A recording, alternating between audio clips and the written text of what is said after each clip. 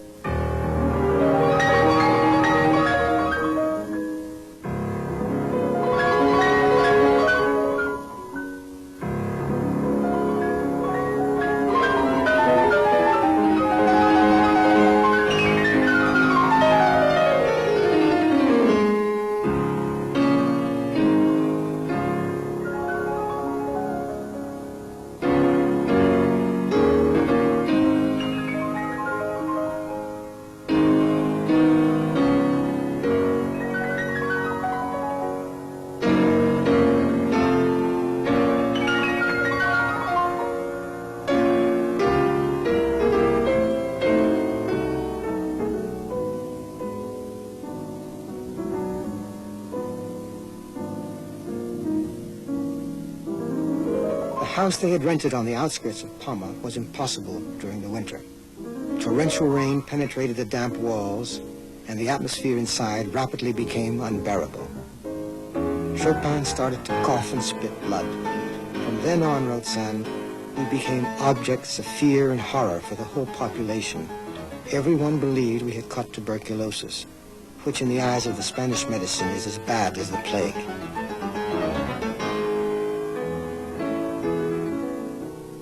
family was forced to leave Palma and took refuge in a deserted monastery, La Chartreuse de Valdemosa, where the monk cells were occasionally rented to travelers.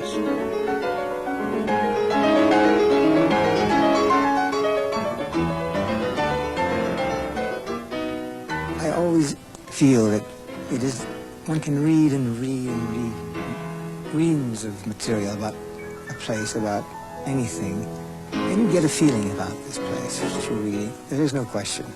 But to experience being there is something still different. I don't believe you can learn about anything except through, or I should perhaps say you can learn so much more by experiencing it. And since I've been here, I've just felt so much more strongly and so much more personally their sojourn here, and it just felt much closer to it.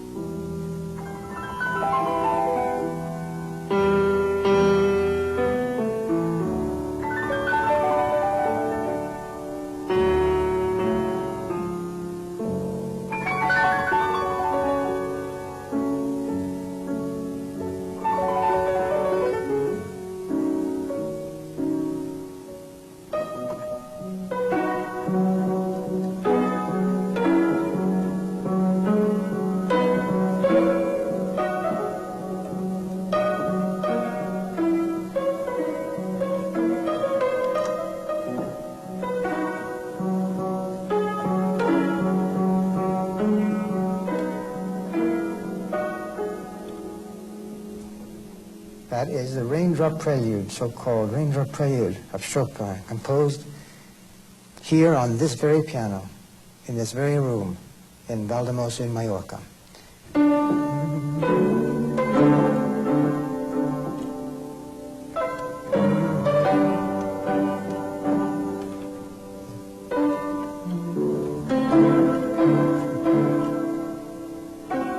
Doesn't sound too good, but still, this is the piano on which he wrote it.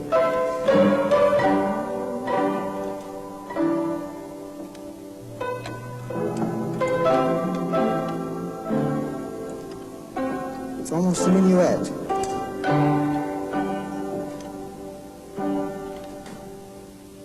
That's another prelude. He wrote here also some two very important works, namely the C-sharp minor scherzo, full of hallucinations. Listen to the beginning.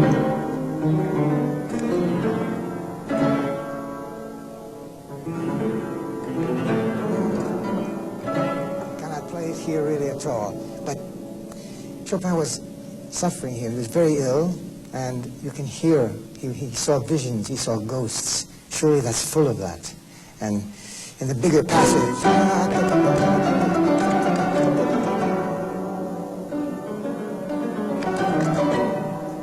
feeling permeates these works. The sonata in B-flat minor, the great sonata in B-flat, the Funeral March Sonata. I'll just show you the beginning.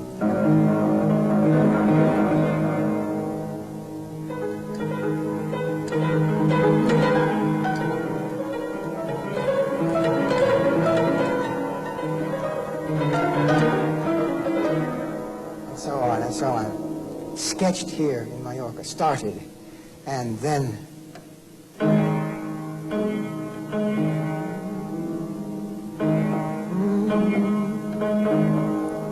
great Funeral March. Unknown whether he wrote it here or elsewhere, but very possibly here on this piano.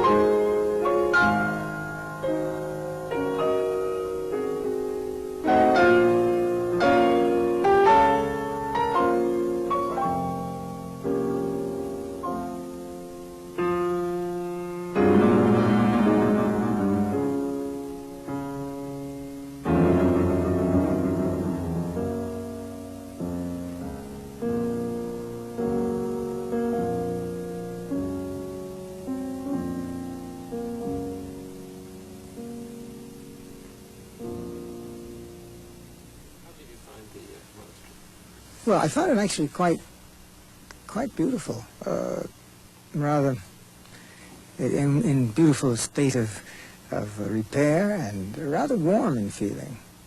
This is, I think, one of the major differences that I felt from the feelings of having read Chopin's description of this monastery, which I think gave me a feeling of a very bleak, horrible, empty, terrifying place with no comforts of any kind, which in fact may have been in those days. But that was what surprised me. There was quite a bit of warmth to the place, which I hadn't expected. Chopin's remark about the rooms being in the shape of a coffin, the cells, I found very accurate. Indeed they are. Yes, I think it was much more austere and much more, well, I can understand where one could have many hallucinations and terrors there very easily, particularly when you had children around, like Solange, who was the daughter of Georges Sand, who apparently got one of the people working there to dress up in some terrifying costume and come bursting in upon Chopin one night and scared him half to death. And this was her idea of a prank, of course. And then there was a man, who apparently half-crazed man, who kept running through these extraordinary foyers, long corridors of the monastery, and calling out Father Nicholas and all these strange names, and terrifying man. I wish Chopin had all kinds of fears about this fellow who would come around all the time. So this didn't help very much.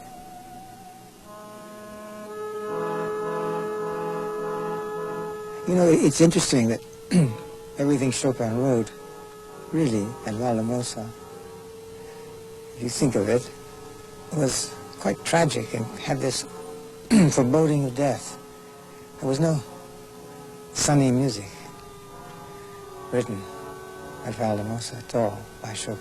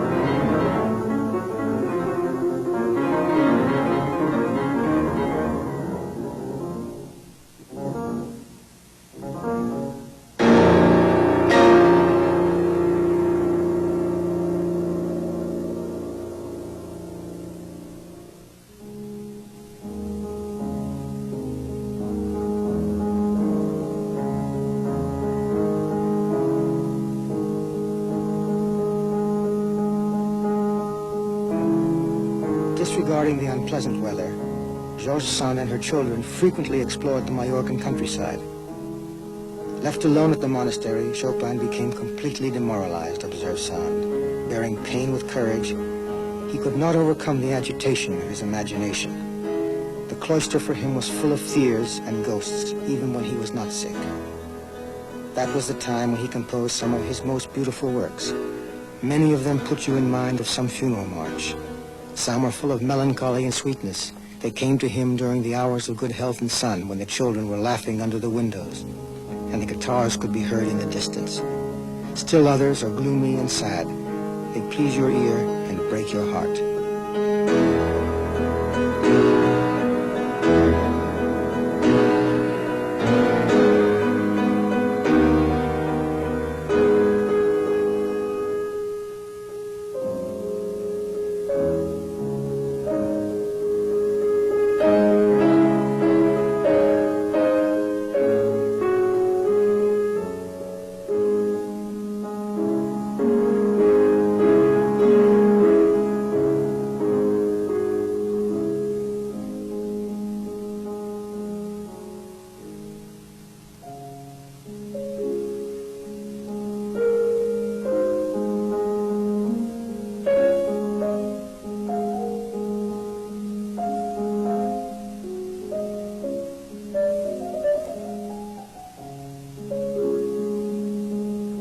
Imagine his despair at being so isolated, because in those days, of course today it's not so bad, but in those days it must have been terribly isolated from the rest of, from even, from anywhere near Palma, and he being a very citified person, this was totally the contrary, exactly the opposite of the type of person he was, to be in a place like that. What was interesting was that he spoke about it at first with such relish, and I've got everything to be happy about now in life. When he first came to Palma, it's wonderful, Valdemosa, it's wonderful, we're moving to this wonderful monastery.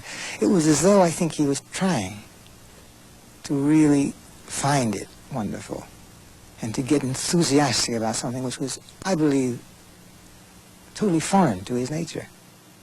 And shortly after, it proved so.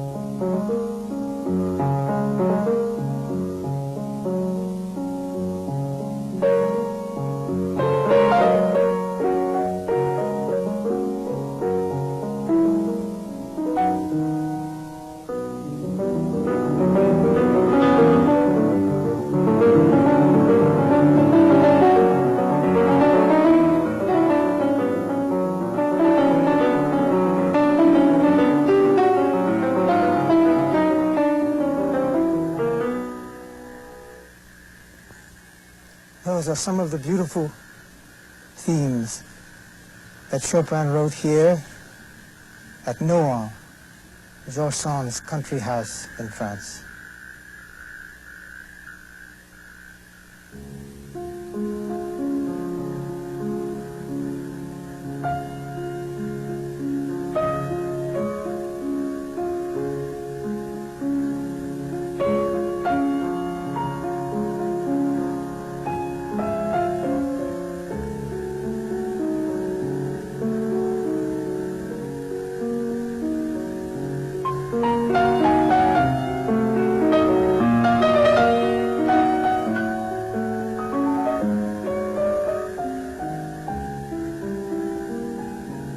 For the first time in his life since he left Poland, Chopin had a home and a family to look after him.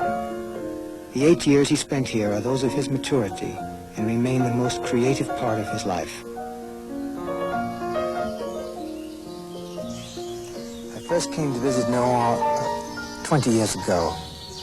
I felt I had to come here to drink in all of the beautiful things I have read about this place. I visited the house, as any tourist did. There were very few people here. And upon leaving, I saw a portrait, and I asked the guide, of who is that portrait? He said, oh, it's a Royal son, the granddaughter of your son. I had not realized that she was alive. At that point, I said, I must do everything to see her. So I said to this guide, please, can I see her? Oh, that's impossible, he said. She sees no one. I prevailed upon him in every way I knew. And finally, he said, I shall go and see her and see. So I should wait in the garden.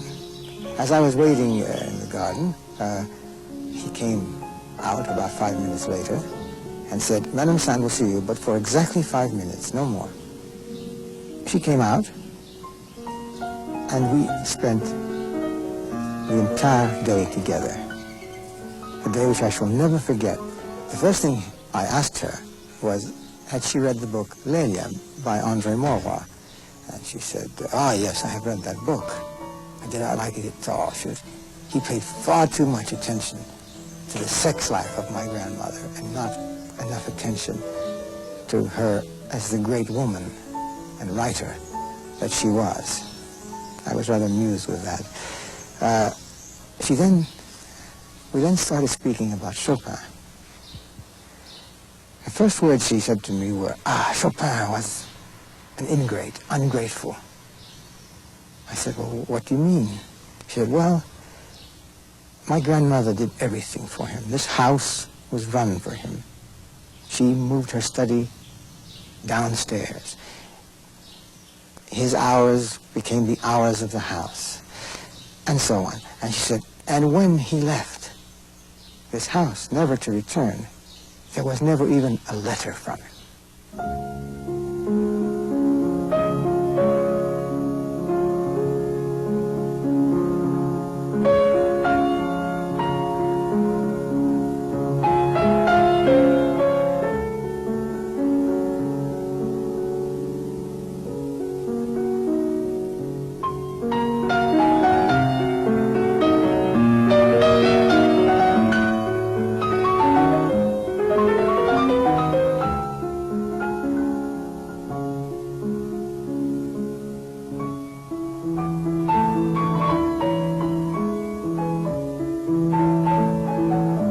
Chopin did not really appreciate country life and referred to the Berry landscape as being flat, monotonous, and charming.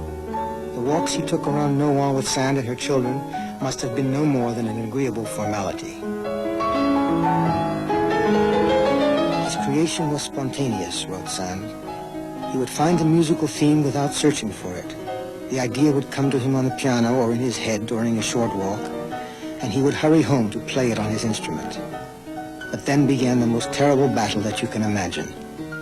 He would shut himself up in his room for days on end, stamping around, breaking his pens, repeating or changing the same measure 100 times and starting all over again with meticulous and hopeless perseverance. He could spend 6 weeks on one page and end up writing it exactly as it had been conceived in the first place.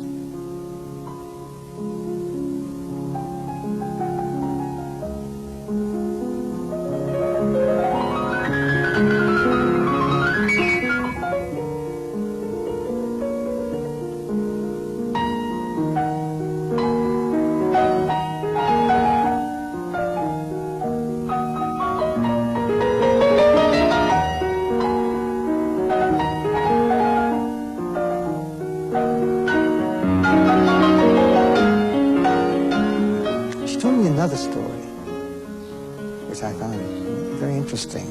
She said that there was a dinner party one night at which her daughter Solange attended, Maurice, and several others whom I don't know. And apparently during the dinner, Solange was flirting with Chopin quite strongly. And Jossan observed this. And she said after the dinner to Solange, look here, I saw you flirting with Chopin. If you're so mad about him, I suggest you marry him. Whereupon her daughter, Solange, replied, "What, marry that sick old invalid?"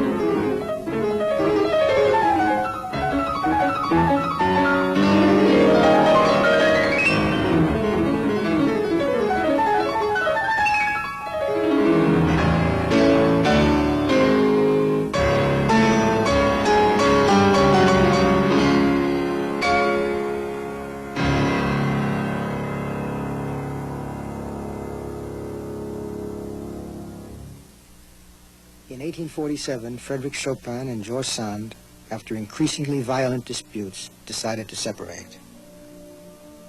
The musician's health rapidly deteriorated. His breathing became increasingly difficult, he continued to cough blood, and was obviously totally undermined by tuberculosis. Chopin died between 3 and 4 o'clock in the morning on October 17, 1849. In a spacious apartment located 12th Place Vendôme. The funeral service was held on October 30th at the Église de la Madeleine, and a crowd of 3,000 listened to Mozart's Requiem, performed at Chopin's last request.